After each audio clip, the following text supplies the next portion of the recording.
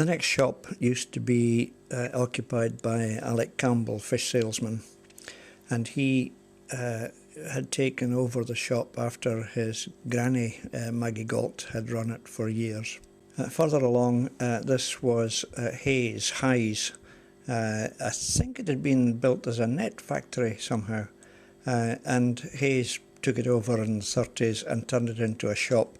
I think they imagined they were going to get business as the fishing expanded, white fishing expanded in Lossie, and it didn't come off, so it was always a kind of a second-rate shop, never up to the business of Carey's.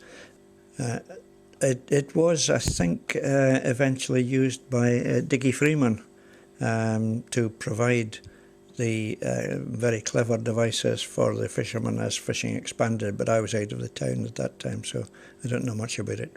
Next door was Cormac, the sailmaker, very important, of course, in the early days of Lossie fishing. Unfortunately, the shop burned down.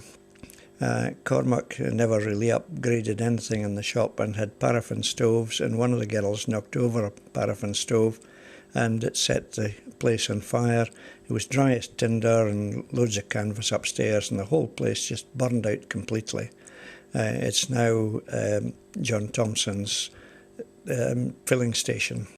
Cormac moved round the corner and started doing the business in this shed.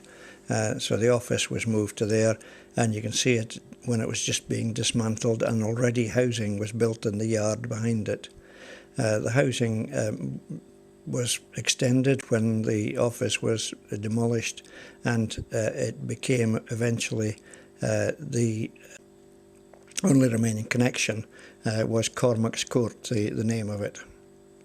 It went right through the buildings, went right through to what had been the other fish selling office here of Mackenzie and Reid, and that is right through to the High Street. But if we go back down to Shore Street again, this was Morrison's. Morrison came to Lossie to install the piped water system. Lossie had its own reservoir up in Black Hills, up the back of Langbride, and water was piped down. Up till then, water had been delivered by carts coming round, delivering the water from the bents behind Ramsay MacDonald's house in the Hillocks. Round the corner into High Street, this was, I think, Macintosh's, if I remember rightly, licensed grocer, and you see they've neatly filled up the doorway and then used the big window to create a new door.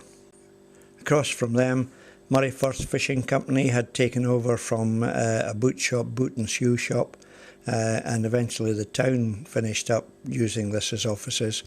In the 30s, upstairs was the Labour Exchange. Willie Main's chip shop.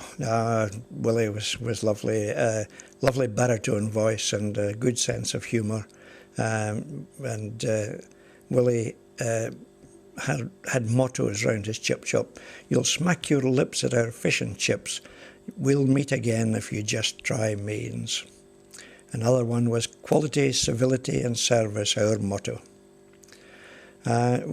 Willie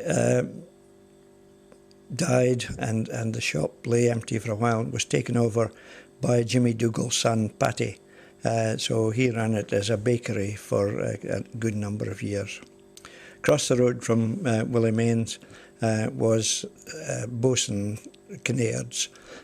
I didn't go in there very often. When I went in, I think it was very difficult to see what you were buying. It was very dark in that room there. And just along from it was Hutchison's. It was never open, to my memory. It was a branch of a butcher's up in the Clifton Road area, which is now part of the chemists. Simon's Shoppie. Simon had a licensed grocers there, small shop, but very busy, and it did a lot of trade, and it also did a lot of trade with the boats. By then, the boats were becoming bigger, going out further and needing more stores.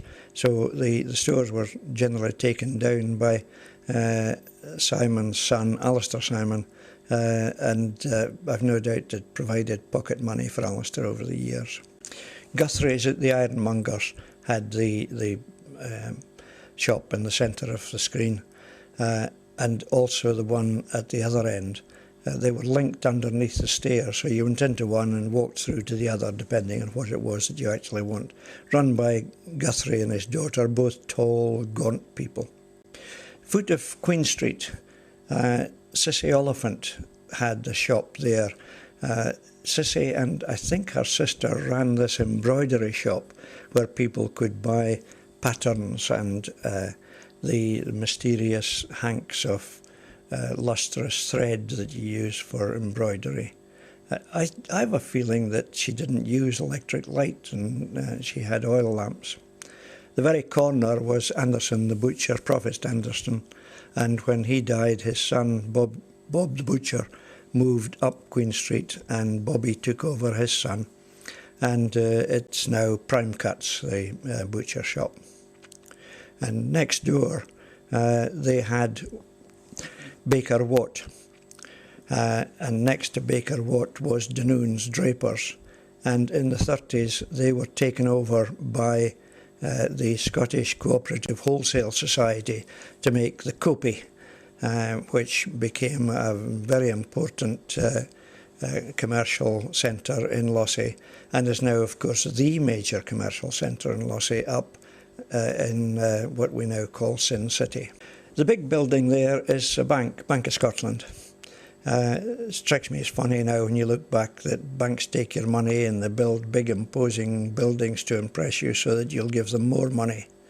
The other day there was a survey which said that 3/4 of Scots didn't trust bankers. I don't know who the other quarter would turn out to be, probably bankers. And this was Jamesy Peterkin's The Chemists.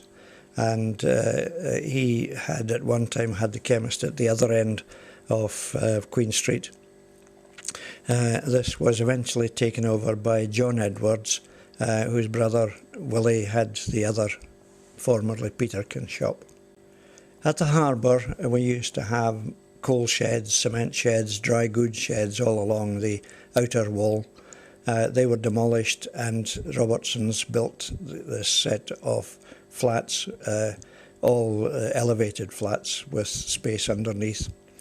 The population of Lossie cheerfully stood back and waited for them to be washed away by the first storm, but after 15 years they're still there, and we're beginning to think they're permanent.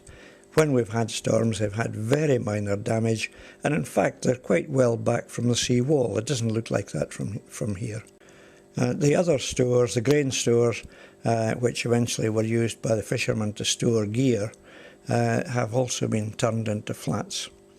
And underneath there are shops and the museum.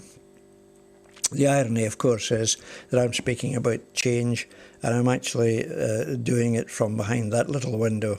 That's my flat upstairs, and very comfortable it is too. I'm quite happy with the change. So some change works in our favour, some change works against. I wondered how to finish off this talk about change, because there's always been change. When my father started the sea, he started in sailboats, and this would be typical of what he saw. But even then, things were changing, and one of the boats there has got a boiler on its deck. The boats weren't big enough to put boilers down below. I can't imagine what it was like working with that. That worked a small capstan, small winch, and helped them to go further, faster, and all the rest of it.